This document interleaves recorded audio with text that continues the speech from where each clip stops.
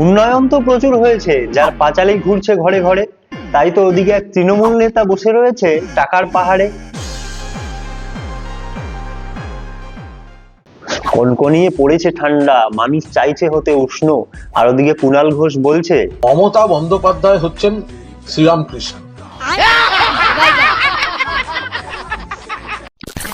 তো নমস্কার জনগণ, সবাইকে স্বাগত জানাচ্ছি রিক্যাপ রাজনীতির 33 নম্বর এপিসোডে। তো চলুন জনগণ, আর বেশি কথা না বাড়িয়ে পাঁচালির লড়াই থেকে তোলামূল নেতার টেবিলে টাকার পাহাড় টু পিসি ভাইপোর ভাড়ামি নিয়ে এসআইআর। বাংলার রাজনীতির মঞ্চের নাটকগুলো নিয়ে আজকের চুলচেরা আলোচনা শুরু করা যাক। এটা আমাদের উন্নয়নের পাঁচালী। রাজনীতি ছোড় দিচ্ছে। বাংলায় নাকি নারীদের নিরাপত্তা নেই।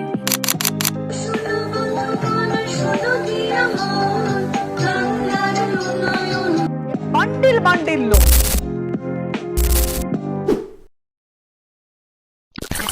নতুন বছর চলে আসলো বন্ধু। তো সবার প্রথমেই মুখ্য বিমার চ্যানেলের সকল দর্শকদের জানাই 2026 ইংরেজি নববর্ষের শুভনন্দন। ইংরেজি নববর্ষের সকলকে প্রীতি শুভেচ্ছা অভিনন্দন। জননেত্রী মমতা বন্দ্যোপাধ্যায় জিন্দাবাদ, জননেতা শুভেন্দু অধিকারী জিন্দাবাদ। উপস, জননেতা শুভেন্দু অধিকারী জিন্দাবাদ। সরি, इतना चुभने लगा हूँ सबको। और जनाब क्या चल रहा है? হ্যাঁ, ইন্ডিয়াতে তো বিশেষ করে আমাদের পশ্চিমবঙ্গে এখন চলছে পাঁচালির লড়াই। এই যে গত 14 বছরে আমরা বহুবার তৃণমূলের উন্নয়নের নমুনা দেখেছি। কখনো সৌগত রায়, কখনো ওর লাভলি মদন মিত্র, কখনো আমাদের স্যান্ডো ববি। আর এবার সেই লিস্টেই আরেকটা নাম যোগ হলো, যিনি হচ্ছেন বারাসাত 1 নম্বর পঞ্চায়েত সমিতির সহসভাপতি গিয়াসউদ্দিন মন্ডল। ভিডিও ঘিরে বিতর্কে বারাসাত এক পঞ্চায়েত সমিতির সহসভাপতি মোহাম্মদ গিয়াসউদ্দিন মন্ডল। তবে এবারে আর আগের মতন করে ওইসব লুকোনো ছাপানোর কোনো ব্যাপার নেই, পুরো ওপেন। ভাইরাল এই ভিডিওতে দেখা যাচ্ছে তৃণমূল নেতার সামনের টেবিলে সাজানো রয়েছে টাকার পাহাড়, আর উনি এক ব্যবসায়ীর সাথে মিলে উন্নয়নের ডিল করছেন। এই সেই ছবি, ভিডিও হওয়া ভাইরাল। যে ভিডিওটি ভাইরাল হয়েছে আপনাদের সামনে রেখেছি। টাকার পাহাড়ের সামনে বসে রয়েছে তৃণমূল নেতা মোহাম্মদ গিয়াসউদ্দিন মন্ডল, আর পাশে বসে ব্যবসায়ী। এটা নামই তৃণমূল কংগ্রেস।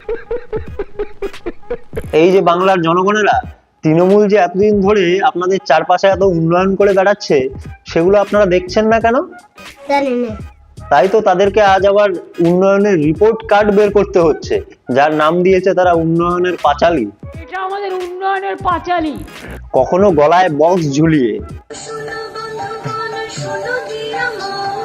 আবার কখনো পাড়ায় পাড়ায় মাইক বাজিয়ে। সরকারকে এখন প্রচার করে বেড়াতে হচ্ছে। এর থেকে লজ্জা কি হতে পারে বলুন? মানুষের কান আছে, চোখ আছে, এরা যা করছে তা মনে হচ্ছে মানুষের চোখ কান কিছুই নেই। তাই এনাদেরকে এখন লক্ষ লক্ষ কোটি কোটি টাকা খরচা করে এইভাবে উন্নয়নের অ্যাডভার্টাইজ করে বেড়াতে হচ্ছে। আর এদিকে এই রাজ্যের মানুষ অন্য রাজ্যে গিয়ে পরিযায়ী হিসাবে মার খাচ্ছে পড়ে পড়ে। এমনকি এই গোটা ইউটিউব জুড়ে জনগণের লক্ষ লক্ষ ট্যাক্সের টাকা খরচা করে অ্যাডভার্টাইজমেন্ট করতে হচ্ছে তাদের এই উন্নয়নের পাঁচালী শোনানোর জন্য। আচ্ছা, কি বলতে চান কি আপনি? তাতে রাজ্যে না থাক কোনো শিল্প, ঘরে বসে থাক আপনার MA BA পাশ করা বেকার ছেলে মেয়েরা, না থাক কোনো সরকারি চাকরির নিয়োগ। এই আপনি কিন্তু বহুত ফালতু কথা বলছেন না? আর তার উপরে এই 2025-26 চলতি অর্থবর্ষে আমাদের রাজ্য সরকার প্রায় 78,000 কোটি টাকা ঋণ নিয়ে বসে আছে। আর তারপরে উন্নয়নের পাঁচালী শোনাচ্ছে। জয় বাংলা, জয় বাংলা, জয় বাংলা। এ তো ছিল তৃণমূলের পাঁচালী। ওদিকে নাকি বিজেপিও আবার এক পাল্টা দুর্নীতির পাঁচালী বের করেছে। দেখুন, ভোটের আগে বোমাবাজি খুনোখুনির লড়াই তো অনেক দেখেছেন, বাংলায় এবার 26-এর ভোটের আগে লড়াই শুরু এই পাঁচালী দিয়ে। और जिसको मंदिर मस्जिद बनाना है, मेरा अर्जी ये है भाई सबको बनाने का हक है, कोई दिक्कत नहीं है। आप मंदिर बनाइए, मस्जिद बनाइए, गुरुद्वारा बनाइए, चर्च बनाइए, राजनीति छोड़ दीजिए। এই যে ভাইপো বাবু বলছি শুনুন, पहले आप एक काम करिए, अपने घर में जाइए और अपने पिसी माँ को बोलिए ताकि वो राजनीति छोड़ दे। জগন্নাথ ধাম আমরাই করেছি, কালী মন্দির স্কাইওয়াক আমরাই করেছি, দক্ষিণেশ্বর স্কাইওয়াক আমরা করেছি, মদন মোহন মন্দির উন্নয়ন আমরা করেছি। क्या जनता की पैसों से मंदिर मस्जिद बना के राजनीति कौन कर रहा है? अगर आप पॉलिटिक्स कर रहे हैं, जनता की सेवा आपका एक लक्ष्य होना चाहिए। आप अस्पताल बनाइए, आप स्कूल बनाइए, आप यूनिवर्सिटी बनाइए, आप लोगों का हित में जो हो सकता है बनाइए। धर्म अपना घर पे करिए। तो अपने पिसीमा को पहले निकालिए राजनीति से, फिर यहाँ आके भाषण दीजिए। এতক্ষণে তো পিসিমাকে রাজনীতি ছেড়ে দেওয়ার কথা বলা হয়ে গেছে, এবার নাকি ভাইপো বাবু নিজেই রাজনীতি ছেড়ে দেবে। শুনুন। আমি এই মঞ্চ থেকে আর একটা চ্যালেঞ্জ ছুড়লাম, বাপের বেটা হলে চ্যালেঞ্জ অ্যাকসেপ্ট করবেন। সবাইকে প্রতি মাসে 1000 টাকা করে লক্ষ্মীর ভান্ডার দেয়। আপনি 12টা 15টা রাজ্যের মধ্যে একটা রাজ্যে যদি বাস্তবায়িত করে দেখাতে পারেন অভিষেক বন্দ্যোপাধ্যায় রাজনীতি করবে না। তো ভাইপো বাবু কে যেন বলেছিল যে শুভেন্দু অধিকারীর সাথে মমতা ব্যানার্জি নির্বাচনে হারলে আমি রাজনীতি ছেড়ে দেব, অর্জুন সিং ভোটে জিতলে আমি রাজনীতি ছেড়ে দেব, এই বছরে 31শে ডিসেম্বরের আগে ঘাটাল মাস্টার প্ল্যান না করতে পারলে আমি রাজনীতি ছেড়ে দেব। তবে সেই ব্যক্তি কি বাপের বেটা নয়? বাপের বেটা হলে চ্যালেঞ্জ অ্যাকসেপ্ট করবেন। এই যে ভাইপো বাবু, আপনার ওই আইপ্যাক থেকে পাওয়া ডেটাটা একটু কারেকশন করে দেই। আসুন। প্রকল্পের নাম লাডলি বেহেন যোজনা, রাজ্য মধ্যপ্রদেশ, আর ক্ষমতায় কে? বিজেপি। যেই প্রকল্পের মাধ্যমে 1250 টাকা করে প্রতি মাসে মহিলাদের আর্থিক সহায়তা দেওয়া হয়। প্রকল্পের নাম কন্যা সুমঙ্গলা যোজনা, রাজ্য উত্তরপ্রদেশ, আর ক্ষমতায় কে? যে প্রকল্পের আওতায় 15,000 টাকা পর্যন্ত আর্থিক সহায়তা দেওয়া হয়। কি শুনে নিয়েছেন সব? তো কবে রিজাইন দিচ্ছেন ভাইপো বাবু? ভাইপো না, ভেপো। অনেক তো হলো ভাইপোর ঢপবাজি, এবার দেখি এসআইআর কি বলছে। যেমন এসআইআর দিদি তুমি পগার পার হচ্ছে, যখন এসআইআর দিদি তুমি পগার পার। কেমন দিলাম? তো প্রথমে আমাদের মাননীয়া এসআইআর কে আটকানোর জন্য কত হুম্বি তুম্বি না করলেন। উনি নাকি ওনার জীবন থাকতে এসআইআর করতে দেবেন না। ইয়েস স্যার নয়, নো স্যার। এখানে এনআরসি আমি বেঁচে থাকতে করতে দেব না।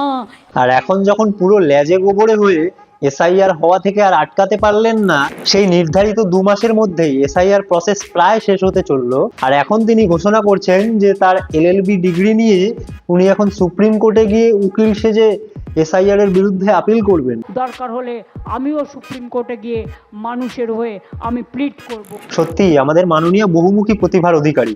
কখনো উনি বৈদ্যরাজ, ডাক্তার, কখনো বা শিল্পী, চিত্রকর, আর এখন সাজবেন উনি আইনজীবী। যাক, এবার তাহলে আর আমাদের ট্যাক্সের লক্ষ লক্ষ টাকা খরচ করে ওই কপিল সিব্বলের মতো উকিলদের আর ভাড়া করতে হবে না। বাংলায় নাকি নারীদের নিরাপত্তা নেই। এই বাংলায়, এই কলকাতায় নাকি 7টার পরে মহিলারা রাস্তায় বেরোতে পারেন না। তাদের বলবো, sir don't make a fool out of yourself, joker বানাবেন না নিজেদেরকে। হ্যাঁ সায়নী ম্যাডাম, আপনারা ক্ষমতায় আসার পর এই বাংলার মেয়েরা যে কতটা নিরাপদ তা জনগণ জানে। আপনাদের রাজত্বের মধ্যপ্রদেশ, উত্তরপ্রদেশ, সেখানে ধর্ষণের ক্যাপিটাল বলা হয় সেই রাজ্যগুলোকে। Don't make a fool out of yourself, joker বানাবেন না নিজেদেরকে। Don't give such misinformation. শুনুন, সালটা 2012, পার্ক স্ট্রিট গণধর্ষণ কাণ্ড, 2013 কামদুনি গণধর্ষণ কাণ্ড, 2014 বীরভূম গণধর্ষণ কাণ্ড, 2020 সন্দেশখালী, আর 2024 RG Kar medical college, 2025 Durgapur medical college গণধর্ষণ কাণ্ড, সাউথ ক্যালকাটা ল কলেজ ধর্ষণ কাণ্ড। এইরকম প্রতি সাল ধরে ধরে যদি আমি আপনাকে বাংলায় নারী নির্যাতনের ঘটনা শোনাতে থাকি না, তবে গোটা একটা ভিডিও লেগে যাবে, তবু এই লিস্ট শেষ হবে না। বাংলায় নাকি নারীদের নিরাপত্তা নেই। সারাক্ষণ ওই মানুষদার সাথে বসে ওইসব না করে বাস্তবটা একটু দেখুন।